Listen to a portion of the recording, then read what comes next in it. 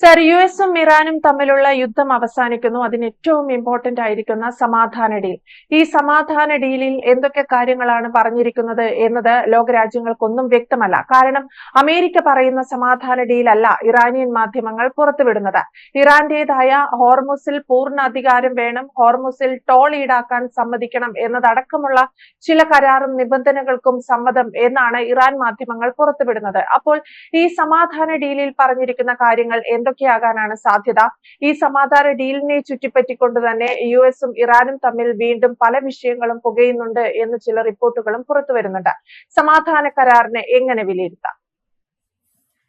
നമസ്കാരം.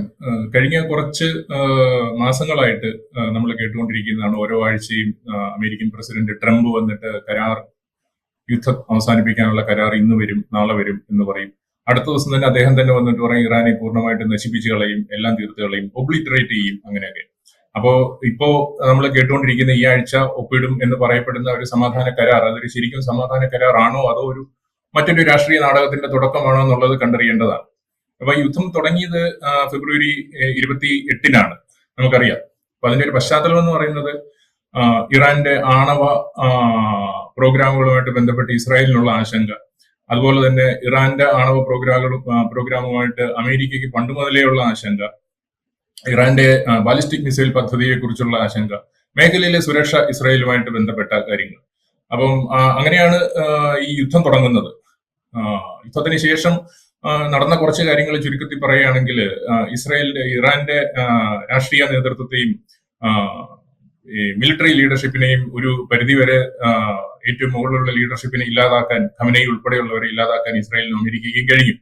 അവരുടെ പല മിസൈൽ കേന്ദ്രങ്ങളും പിന്നെ ഈ എയർ ഡിഫൻസ് കേന്ദ്രങ്ങളും ആണവ കേന്ദ്രങ്ങളും ഒക്കെ ആക്രമിക്കാനും ഇല്ലാതാക്കാനും ഏതാണ്ട് ഇറാന്റെ സൈനിക ശേഷി ഏതാണ്ട് പൂർണ്ണമായി തന്നെ നിരായുധീകരിക്കാൻ അവർക്ക് കഴിഞ്ഞു എന്നുള്ളത് വാസ്തവമാണ്. ഇറാനും തിരിച്ചടിച്ചു. അമേരിക്കയെ നേരിട്ട് തിരിച്ചടിക്കാൻ പറ്റാത്തതുകൊണ്ട് അമേരിക്കൻ കേന്ദ്രങ്ങൾ, ഗൾഫ് രാജ്യങ്ങളിലുള്ള കേന്ദ്രങ്ങളെ അവർ ആക്രമിച്ചു. അതുപോലെ തന്നെ ഹോർമുസ് എന്ന് പറയുന്ന ഒരു സ്ട്രാറ്റജിക് പോയിന്റ് അവരുടെ നിയന്ത്രണത്തിലാക്കി. ഇസ്രായേലിനെ ആക്രമിച്ചെങ്കിലും ഇസ്രായേൽ അത് ശക്തമായിട്ട് ഒരു പരിധിവരെ അതിനെ പ്രതിരോധിച്ചു. അങ്ങനെ വലിയ നാശനഷ്ടങ്ങൾ ഇസ്രായേലിന് ഉണ്ടാക്കാൻ അവർക്ക് കഴിഞ്ഞില്ല. ഇതൊക്കെയാണ് യുദ്ധത്തിൽ നടന്ന സംഭവങ്ങൾ. അപ്പം ഇസ്രായേലിന്റെ യഥാർത്ഥ ലക്ഷ്യം ഇതിൽ എന്താണെന്ന് വെച്ച് കഴിഞ്ഞാൽ അവരുടെ മേഖലയിലെ സുരക്ഷ. അതായത് ഇറാൻ പോലുള്ള ഒരു രാജ്യം ഇസ്രായേലിനെ 2047 ഇല്ലാതാക്കും എന്ന് പറഞ്ഞുകൊണ്ട് അവിടെ ഒരു കൗണ്ട് ഡൗൺ ക്ലോക്ക് ഒക്കെ സ്ഥാപിച്ചിട്ടുണ്ടെന്നാണ് പറയുന്നത് ടെഹ്റാനിൽ. അതുപോലെ തന്നെ അങ്ങനെ ഒരു ആണവ രാഷ്ട്രം അവരുടെ തൊട്ടടുത്ത് തന്നെ അവരെ ഇല്ലാതാക്കും എന്ന് പറഞ്ഞ് നിന്നു കഴിഞ്ഞാൽ ഒരു രാജ്യത്തിനും അത് സഹിക്കാൻ പറ്റുന്നതല്ല. അങ്ങനെ അവരുടെ സുരക്ഷ തന്നെയാണ് അവർക്ക് പ്രധാനം. അതുപോലെ തന്നെ ഇറാന്റെ ബാലിസ്റ്റിക് മിസൈൽ പദ്ധതി ഇസ്രായേലിന് വലിയ ഭീഷണിയാണ്. അപ്പൊ ഇറാനും ഇസ്രായേലും തമ്മിൽ ശരിക്കും എന്തായിരുന്നു പ്രശ്നമെന്ന് ചോദിച്ചു കഴിഞ്ഞാൽ വലിയ തമാശയാണ്. 1979 വരെ ഇവർ തമ്മിൽ വലിയ പ്രശ്നമൊന്നും ഇല്ലായിരുന്നു. ഡിപ്ലോമാറ്റിക് റിലേഷൻഷിപ്പ് ഒക്കെ ഉണ്ടായിരുന്നു. അപ്പൊ ഇറാനിയൻ റെവല്യൂഷൻ 79 നടന്നിട്ട് ഷാ ഭരണകൂടത്തെ പുറത്താക്കിയതിന് ശേഷം വന്ന ഒരു ഇസ്ലാമിക് ഭരണകൂടം, ഇസ്ലാമിക് ഫണ്ടമെന്റലിസ്റ്റ് ഭരണകൂടം, അവരാണ് ഇസ്രായേലുമായിട്ടുള്ള നയതന്ത്ര ബന്ധങ്ങളൊക്കെ വിച്ഛേദിക്കുകയും ഇതെല്ലാം എന്താണ് പറയുന്നത്, നമ്മളുടെ പ്രത്യയശാസ്ത്രത്തിന് വിരുദ്ധമായ ഒരു രാഷ്ട്രം ഈ ലോകത്ത് വേണ്ട എന്ന് തീരുമാനിക്കുകയും ചെയ്തത്. അങ്ങനെ തന്നെയാണ് അതിന്റെ കാരണം. അപ്പൊ ആരെങ്കിലും ചോദിക്കുകയാണ് ഇറാൻ പ്രശ്നം എന്താണെന്ന് ചോദിച്ചു കഴിഞ്ഞാൽ ഒറ്റ വാക്കിൽ പറയാം, നമുക്കിഷ്ടമല്ല, ജൂതന്മാരെ ഇഷ്ടമല്ല, അതുകൊണ്ട് അവർ വേണ്ട ഈ ലോകത്ത്. ഇത് തന്നെയാണ് പ്രശ്നം. അപ്പൊ അങ്ങനെ ഒരു രാജ്യം നിലനിൽക്കുന്ന ഇസ്രായേലിന് ഭീഷണിയാണ്. ആണവ ശക്തി കൈവരിക്കുന്ന ഇസ്രായേലിന് ഭീഷണിയാണ്. അതാണ് ഇസ്രായേലിന്റെ ലക്ഷ്യം. സമാധാനം വേണം, അവരുടെ രാജ്യത്തിന്റെ സുരക്ഷ. അപ്പൊ ഈ യുദ്ധം തുടങ്ങി ഒരു സമാധാന ചർച്ചകളും പല കോണുകളിൽ നിന്നും തുടങ്ങി. ഗൾഫ് രാജ്യങ്ങൾ അവരുടേതായിട്ടുള്ള സമാധാന ചർച്ചകളൊക്കെ നടത്തി. അമേരിക്കയും ഇറാനും ബാക്ക്ഡോറിൽ കൂടെ പല ചർച്ചകളും ഒക്കെ നടത്തി. അടുത്ത ദിവസങ്ങളിൽ തന്നെ കരാർ ഒപ്പിടാൻ പോകുമെന്നുള്ള ഒരു തോന്നൽ ലോകത്തിന് ഉണ്ടാക്കി കൊടുക്കാൻ അവർക്ക് സാധിച്ചു. പക്ഷെ ഒന്നും നടന്നില്ല. അപ്പോ ഇപ്പോ ഒരു മുൻതൂക്കം അല്ലെങ്കിൽ ഒരു വിജയം ആർക്കെന്ന് പറയും, യുദ്ധത്തിൽ ആർക്കും ഒരു വിജയം അങ്ങനെ അന്തിമമായിട്ട് ഉണ്ടാവാനുള്ള സ്ട്രാറ്റജിക് ആയിട്ടുള്ള ചില അഡ്വാൻറ്റേജസ് ചിലർക്കുണ്ടാവും, അതുപോലെ തന്നെ നഷ്ടങ്ങളും ഉണ്ടാവും. അപ്പം സൈനികമായിട്ട് നോക്കുകയാണെങ്കിൽ ഇറാനും ഒരുപാട് നാശനഷ്ടങ്ങൾ ഉണ്ടായിട്ടുണ്ട്. പൂർണ്ണമായിട്ട് തന്നെ അവരുടെ സൈനിക ശേഷി ഇല്ലാതാക്കാൻ അമേരിക്കയ്ക്കും ഇസ്രായേലിനും കഴിയും. സ്ട്രാറ്റജിക് ആയിട്ട് നോക്കുകയാണെങ്കിൽ ഹോർമുസ് പോലെയുള്ള തന്ത്രപ്രധാനമായിട്ടുള്ള ആ ഒരു ഇടനാഴിയുടെ നിയന്ത്രണം പിടിച്ചെടുക്കാൻ, അങ്ങനെ ലോകത്തിന്റെ തന്നെ എണ്ണ വ്യാപാരത്തെയും സാമ്പത്തിക സ്ഥിതിയെയും ഒക്കെ അനിശ്ചിതത്വത്തിലാക്കാൻ ഇറാന് കഴിയും. അപ്പൊ അങ്ങനെ ഒരു വിജയം പരാജയം നോക്കിക്കഴിഞ്ഞാൽ സൈനികമായിട്ട് ഇറാനും പരാജയമാണെങ്കിലും അങ്ങനെ ഒരു സ്ട്രാറ്റജിക് അഡ്വാൻറ്റേജ് അവർക്ക് ഹോർമസ് കൂടി നേടിയെടുക്കാൻ കഴിയും. ഇപ്പം ലോകം മുഴുവൻ നോക്കുന്നത് ഇറാന്റെ ആണവ നിരായുധീകരണത്തെക്കാൾ കൂടുതൽ ഹോർമസ് തുറക്കുക എന്നുള്ളതാണ് അമേരിക്കയുടെ പ്രധാന ലക്ഷ്യം എന്നുള്ളതിലേക്ക് എത്തിക്കാൻ അവർക്ക് കഴിയും.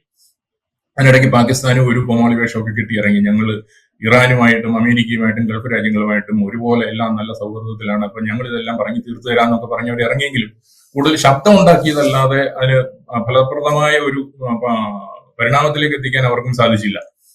അപ്പം ഇതിനിടയ്ക്ക് ഉണ്ടായ രസകരമായ മറ്റൊരു കാര്യം എന്ന് പറയുന്നത്, ട്രംപ് ഈ യുദ്ധത്തിനിടയ്ക്ക് ട്രംപും ട്രംപിന്റെ ബന്ധപ്പെട്ടവരും ഒക്കെ കൂടെ ചേർന്നിട്ട് പല ട്രേഡുകളും നടത്തി. ചില പ്രഖ്യാപനങ്ങൾ ഉണ്ടാകുന്നതിന് തൊട്ട് മുമ്പും ചില പ്രഖ്യാപനങ്ങൾ ഉണ്ടാകുന്നതിന് ശേഷവും ഇവർ നടത്തിയ ട്രേഡുകളിൽ കൂടി ഇവർക്ക് വലിയ കോടിക്കണക്കിന് ഡോളറാണ് ഇവർ സമ്പാദിച്ചത്. അതായത് എണ്ണ വിപണിയിലാണെങ്കിലും ഫ്യൂച്ചേഴ്സ് മാർക്കറ്റിലാണെങ്കിലും സ്വർണത്തിലാണെങ്കിലും അതുപോലെ ബെറ്റിംഗിൽ കൂടെയാണെങ്കിലും ഒക്കെ ഇവർ ഒരുപാട് നേട്ടങ്ങൾ ഉണ്ടാക്കി. അപ്പൊ അങ്ങനെ ഒരു ഭരണാധികാരി സ്വന്തം രാജ്യത്തെ ഉപയോഗിച്ചുകൊണ്ട്, യുദ്ധത്തെ ഉപയോഗിച്ചുകൊണ്ട് ഈ യുദ്ധത്തിനിടയ്ക്ക് സാമ്പത്തിക നേട്ടം ഉണ്ടാക്കി എന്നുള്ളതും ലോകത്തിന്റെ സമ്പദ് വ്യവസ്ഥയ്ക്ക് തന്നെ ഇതുപോലൊരു ഇമ്മച്യൂർ ആയിട്ടുള്ള ഒരു മനുഷ്യൻ ഒരു ഭീഷണിയാണെന്നുള്ളതിന് ഒരു തെളിവാണ്. ഇറാന്റെ നിയന്ത്രണം ഇപ്പോൾ രാഷ്ട്രീയ നേതൃത്വത്തിനല്ല, ശരിക്കും മത നേതൃത്വവും IRGCയും. യുദ്ധം തുടങ്ങിക്കഴിഞ്ഞാൽ മത നേതൃത്വത്തിനേക്കാൾ കൂടുതൽ IRGC ആണ് അവിടെ കാര്യങ്ങൾ നിയന്ത്രിക്കുന്നത്. അപ്പോൾ അവർക്ക് പരാജയം ഉണ്ടാകുന്നു, അവർക്കൊരു തിരിച്ചടി ഉണ്ടാകുന്നു എന്ന തരത്തിലുള്ള ഒരു കരാറിനും അവർ അംഗീകരിക്കാൻ യാതൊരു സാധ്യതയുമില്ല. ഇപ്പൊ രാജ്യത്തിന് ഒരു അഭിമാനം ഉണ്ടാക്കുന്ന അല്ലെങ്കിൽ തിരിച്ചടി ഉണ്ടാക്കാത്ത, ഒരു അഭിമാനക്ഷത ഉണ്ടാക്കാത്ത ഒരു കരാറിന് മാത്രമേ അവർ അംഗീകാരം നൽകാനുള്ള സാധ്യതയുള്ളൂ. അപ്പൊ ഈ പുറത്തു വന്ന കരാർ വ്യവസ്ഥകൾ ഇതുവരെ പുറത്തു വന്നിരിക്കും, ഒഫീഷ്യലായിട്ടല്ല അൺഒഫീഷ്യലായിട്ട് പല ഇറാനിയൻ മീഡിയകളും റിപ്പോർട്ട് ചെയ്തിരിക്കുന്ന കരാർ വ്യവസ്ഥകളെ വെച്ചിട്ട് ഇറാന്റെ ആണവ ആയുധ വികസനം വികസിപ്പിക്കില്ല എന്ന് അവര് കരാറിലുണ്ട്. ആണവായുധ വികസനം അവര് നിർത്തിവെക്കുന്നു. അതുപോലെ തന്നെ സമ്പുഷ്ടീകരിച്ച യുറേനിയം അവർ സുരക്ഷിതമായിട്ട് തന്നെ ആരെങ്കിലും ഏൽപ്പിക്കുമോ ഇല്ലയോ എന്നുള്ളത് ഒന്നും പറഞ്ഞിട്ടില്ല. പക്ഷെ സമ്പുഷ്ടീകരിച്ച യുറേനിയം അവർ മറ്റു കാര്യങ്ങൾക്ക് വേണ്ടി ഉപയോഗിക്കില്ല എന്നുള്ളതും കരാറിലുണ്ട്. പിന്നുള്ളത് ഹോർമസ് കടലിടുക്കിന്റെ പൂർണ്ണമായ ഫ്രീ ആയിട്ട് തുറന്നു കൊടുക്കുക, അതാരും നിയന്ത്രിക്കാതെ തന്നെ തുറന്നു കൊടുക്കുക.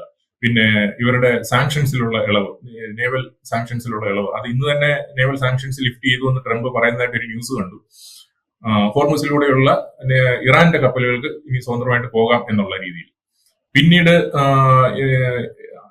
ഇതുപോലെ ഫ്രീസ് ചെയ്തിരിക്കുന്ന അസറ്റ്സ്, ലോകം മുഴുവൻ ഫ്രീസ് ചെയ്തിരിക്കുന്ന അസറ്റ്സ് ഇറാന്റെ വിട്ടുകൊടുക്കാൻ, ഘട്ടം ഘട്ടമായിട്ട് വിട്ടുകൊടുക്കാനുള്ള ഒരു വ്യവസ്ഥയും കരാറിലുണ്ടെന്ന് പറയപ്പെടുന്നു.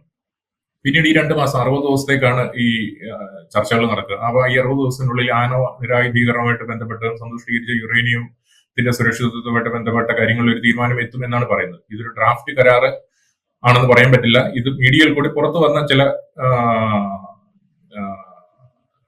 കരാറിലെ നിർദ്ദേശങ്ങളാണ് എന്നും എത്രത്തോളം വാസ്തവം ഉണ്ടെന്നൊന്നും പറയാൻ പറ്റില്ല. അതുപോലെ തന്നെ ഇറാൻ പറയുന്നത് അനുസരിച്ച് അവർക്ക് ഹോർമുസിന്റെ ഒരു എന്താണ് പറയുന്നത്, ചുങ്കപ്പിരിവ്, ടോൾ പിരിക്കണം, അവർക്ക് അതിനുള്ള അവകാശം അവർക്കുണ്ട്. കാരണം അവരുടെ അടുത്ത ഒരു വരുമാന മാർഗമായിട്ട് അതിനെ മാറ്റാനും അവർക്ക് താല്പര്യമുണ്ട്. ഇതൊക്കെ എത്രത്തോളം യാഥാർത്ഥ്യമാകും എന്നുള്ളത് അമേരിക്ക സമ്മതിക്കുമോ എന്നുള്ളത് കണ്ടറിയേണ്ട കാര്യം തന്നെയാണ്. ഇതിന് പ്രതികരിച്ചിരിക്കുന്നത് അമേരിക്കയുടെ ആവശ്യം എന്താണെന്ന് വെച്ചാൽ ആദ്യം നടപടിയെടുക്കേണ്ട ഇറാനാണ്. അതായത് ഹോർമുസ് തുറന്നു കൊടുത്ത് ഹോർമുസിലെ എല്ലാ നിയന്ത്രണങ്ങളും മാറ്റി, മൈനൊക്കെ മാറ്റിയിട്ട് നിയന്ത്രണങ്ങൾ തുറന്നു കൊടുക്കുക. സ്വതന്ത്രമായിട്ടുള്ള പരിശോധനയ്ക്കുള്ള അവകാശങ്ങൾ അമേരിക്കയും മറ്റു രാജ്യങ്ങൾക്കും കൊടുക്കുക, അതായത് ആണവ പരിശോധനകൾക്കും മറ്റും. ഇറാൻ പറയുന്നത് അവർക്ക് ആദ്യം അമേരിക്കയുടെ വിശ്വാസം വേണം, അവർക്ക് കാരണം ഒരു ട്രസ്റ്റ് നേടിയെടുക്കണം അവർ. അതിനുവേണ്ടി ആദ്യം ഉപരോധങ്ങളൊക്കെ ഘട്ടം ഘട്ടമായിട്ട് നീക്കുന്ന നടപടികൾ അവരെടുക്കണം. ഇതാണ് അവർ പറയുന്നത്. ഇസ്രായേൽ ഇതിനോട് എങ്ങനെ പ്രതികരിക്കുമെന്ന് നോക്കിക്കഴിഞ്ഞാൽ, ഇസ്രായേലിന്റെ ആവശ്യം സുരക്ഷയാണ്. അപ്പോൾ ഒരു ആണവ നിരായുധീകരണവുമായിട്ട് ബന്ധപ്പെട്ട കാര്യങ്ങൾ വ്യക്തമായിട്ട് ഇതിൽ പറയുന്നുണ്ടെങ്കിൽ തീർച്ചയായിട്ടും അത് അംഗീകരിക്കും. അല്ല എന്നുണ്ടെങ്കിൽ ഒരു താൽക്കാലിക കരാറായിട്ട് മാത്രമേ അവർ ഇതിനെ കാണുകയുള്ളൂ എന്നാണ് എന്റെ അഭിപ്രായം. ട്രംപിന് ഒരു രാഷ്ട്രീയ നേട്ടം ഉണ്ടാക്കാൻ വേണ്ടിയിട്ട് കുറച്ചു കാലം അവർ സൈലന്റ് ആയിട്ട് ഇരുന്നേക്കാം. അതിനുശേഷം വീണ്ടും അവർ സമ്മർദ്ദങ്ങളുമായിട്ട് വരും. അവർ രഹസ്യമായിട്ടുള്ള ഓപ്പറേഷൻസ് പണ്ട് നടത്തിയിരുന്ന പോലെ വീണ്ടും നടത്തും. ഇറാന്റെ ആണവ നിരായുധീകരണം ഉറപ്പുവരുത്താതെ ഇസ്രായേൽ ഇതിൽ നിന്ന് പിന്മാറുമെന്ന് തോന്നാൻ യാതൊരു ന്യായവുമില്ല, യാതൊരു വ്യവസ്ഥയും ഈ കരാറിലും പറയുന്നില്ല. കരാറുണ്ടാവാനുള്ള സാധ്യത ഉണ്ടോ എന്ന് ചോദിച്ചു കഴിഞ്ഞാൽ ഈ ആഴ്ച തീർച്ചയായിട്ടും ഉണ്ട് എന്നാണ് അഭിപ്രായം. പക്ഷെ അതൊരു സ്ഥിരമായ സമാധാന കരാറാകുമോ എന്ന് ചോദിച്ചു കഴിഞ്ഞാൽ ഉണ്ടാവാനുള്ള സാധ്യത വളരെ കുറവാണ്. കാരണം ലക്ഷ്യങ്ങൾ 3 സ്റ്റേക്ക് ഹോൾഡേഴ്സ് ആണ് ഉള്ളത്. ട്രംപിന്റെ ലക്ഷ്യം ഒരു രാഷ്ട്രീയ ലക്ഷ്യമാണ്, രാഷ്ട്രീയമായിട്ടൊരു നേട്ടം വേണം. ഒരു ഇടക്കാല തെരഞ്ഞെടുപ്പ് വരുന്നു, അവിടുത്തെ ജനസമ്മതി അദ്ദേഹത്തിന് കുറഞ്ഞു വരുന്നു. അതുപോലെ ഇൻഫ്ലേഷൻ, ഈ ട്രഷറി ബോണ്ട് ഈൽഡുമായിട്ട് ബന്ധപ്പെട്ടുള്ള വിഷയങ്ങൾ കൊണ്ട് ഇൻഫ്ലേഷൻ ഭീഷണി വരുന്നു. അപ്പൊ അദ്ദേഹത്തിന് അതൊക്കെ നീ സോർട്ട് ചെയ്യുന്നു. ഇസ്രയേലിൽ അവരുടെ രാജ്യസുരക്ഷയാണ് പ്രധാനം. ഇറാൻ ആണെങ്കിൽ ഈ പറഞ്ഞതുപോലെ അവരുടെ ഉപരോധം, മറ്റേ അസറ്റ്സ് ഒക്കെ റിലീസ് ചെയ്യുക, ഈ കാര്യങ്ങൾ. അപ്പൊ ഇത് മൂന്നും മ്യൂച്വലി കോംപ്ലിമെന്റിങ് അല്ല, മ്യൂച്വലി കോൺട്രഡിക്റ്റിംഗ് ആയിട്ടുള്ള സാധനങ്ങളാണ്. അങ്ങനെ ഒരു ഗ്യാപ്പ് ഇതിനകത്തുള്ളത് കൊണ്ട് തന്നെ സ്ഥിരമായിട്ടുള്ള ഒരു കരാർ ഇതിലേക്ക് വരുമോ, അതോ ഇത് ഇത്രയും നാൾ കണ്ടുവന്ന മറ്റ് നാടകങ്ങളുടെ ഒരു തുടർച്ചയായിട്ട് മാറുമോ എന്നുള്ളത് വരും ദിവസങ്ങളിൽ തന്നെ കാണേണ്ടിയിരിക്കും. യെസ്, എന്തായാലും ഈ രീതിയിൽ സമാധാന കരാറിൽ ഒപ്പിടാൻ ഇറാനും US-ഉം തയ്യാറാകുമോ? US മുന്നോട്ട് വെച്ച സമാധാന ഡീലിൽ ഇറാൻ പൂർണ്ണമായും തൃപ്തരാണോ, അതോ ഇറാൻ പറഞ്ഞ ആവശ്യങ്ങൾ കൂടി സമാധാന ഡീലിൽ വീണ്ടും ഉൾപ്പെടുത്താൻ ട്രംപ് തയ്യാറാകുമോ? ഇതൊക്കെ കണ്ടറിയേണ്ടതാണ്. എന്തായാലും ഈ ആഴ്ച സമാധാന കരാറിൽ ഒപ്പിടും എന്നാണ് പുറത്തുവരുന്ന റിപ്പോർട്ടുകൾ. കണ്ടറിയണം ഇരു രാജ്യങ്ങളും ഒപ്പിടുമോ ഇല്ലയോ എന്നുള്ളത്. വ്യക്തമാണ്. Thank you Mahesh. കൂടുതൽ വാർത്തകളും വിശേഷങ്ങളും നിങ്ങളിലേക്ക് എത്താൻ ABC മലയാളം സബ്സ്ക്രൈബ് ചെയ്യുക, ബെൽ ബട്ടണും അമർത്തുക.